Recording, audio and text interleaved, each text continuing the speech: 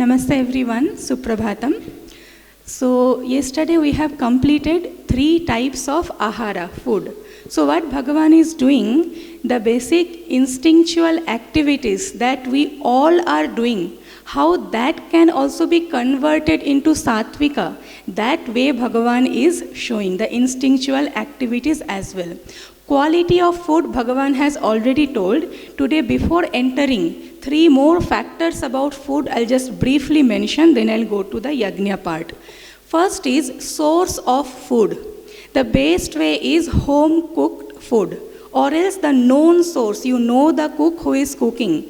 Cooking with love and respect, with some chanting, that creates some spiritual influence. But if a cook is cooking with grumbling attitude, that will have again negative impact. So first is source. Quality Bhagavan has already discussed. Third is quantity of food. So when you are hungry, then only you should eat. And you should stop eating when little more hunger is still remaining. Means when you think one more chapati I can somehow have, that time you should stop. So quantity in terms of moderation in frequency and the amount of food we are taking. The fourth one is mode of eating. Sometimes we see in a hurry we stand and eat, walk and eat. No, eating itself is a type of worship. Can you imagine yourself doing puja while walking, while talking with other people, or doing some activities and doing puja? No. Similarly, while eating, we should not engage in other activities. Now coming to yajna. Yajna here means the type of activities that we do, that also are of 3 types, sattvika, rajasika, tamasika. In this shloka, we are seeing sattvika type of activity. Throughout the day, we are involved in varieties of activities, physical, verbal, mental. There should also be a time dedicated for some activities which will help us to grow spirituality. Physical nourishment kind of activities we are already engaged into. In fact, the aim of modern education is to get job for money.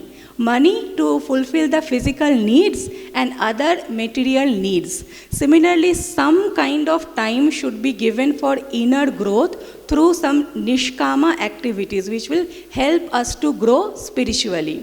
So that is being talked here. Aphala kankshibhihi yajnyaha vidhi drishtaha yaha ijyate yashtavyam eva iti manaha samadhaya saha sattvikaha.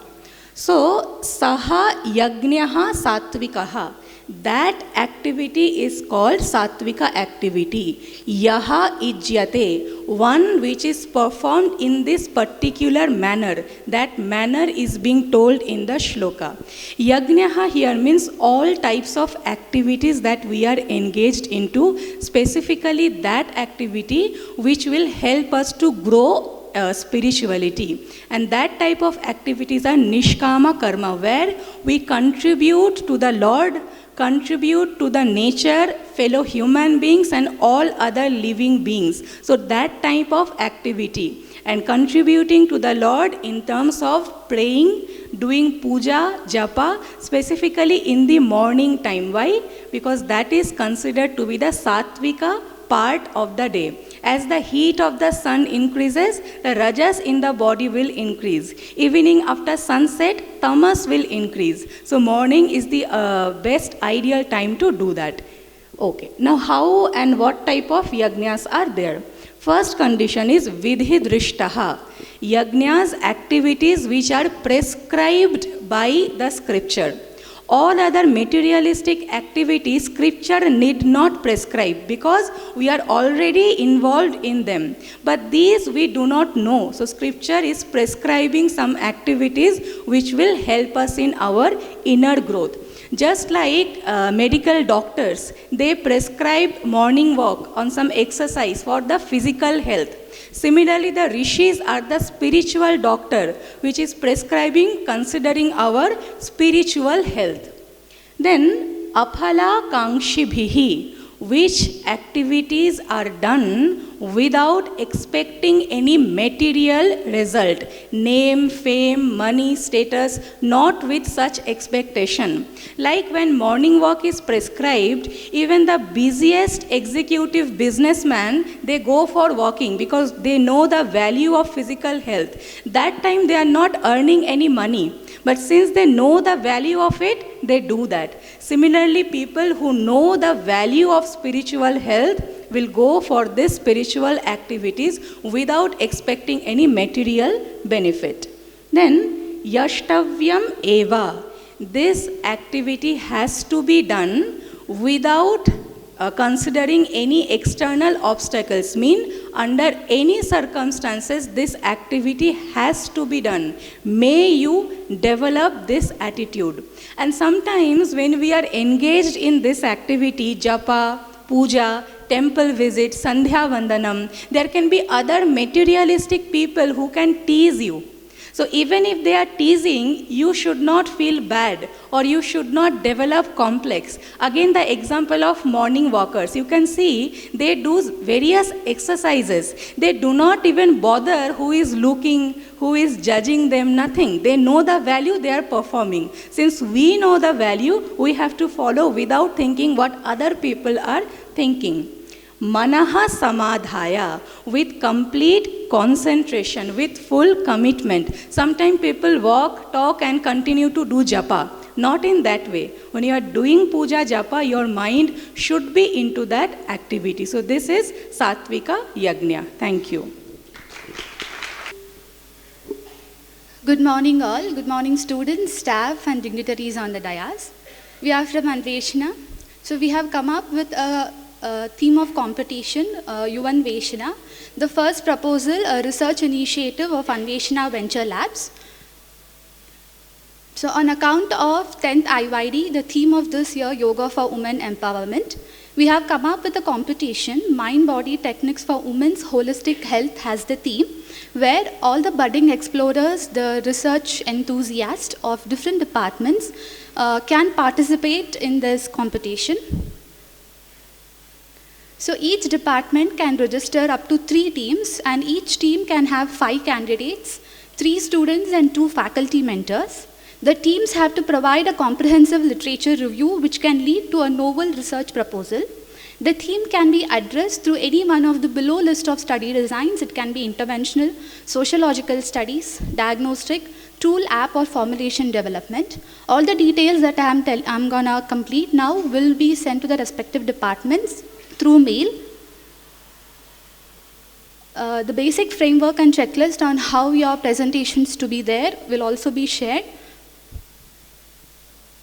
So by June 1st, we request departments to give us the registered teams list.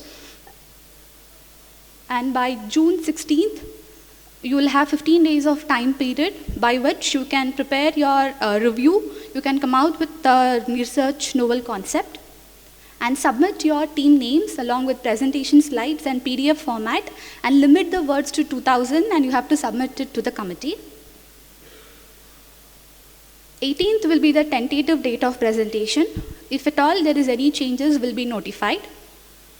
Students can register their team with their respective department coordinators. Department coordinators can then mail the best 3 teams and required details by June 1st, 2024 to this research@svyasa.edu.in.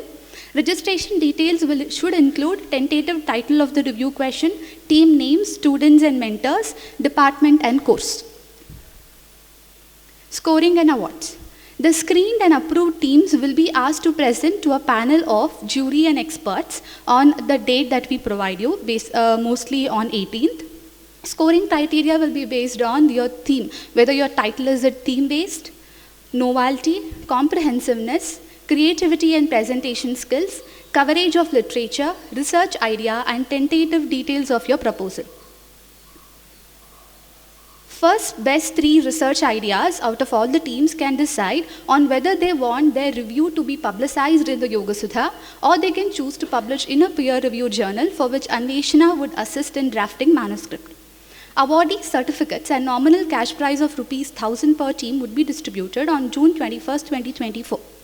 So what happens after the review? Just not the review. You will do something beyond that. That is, the best 3 selected reviews and research problems will be given a tentative period of 1 month. Basically, by July 31st, they have to submit a draft of research proposal to the Yuva Anveshana committee.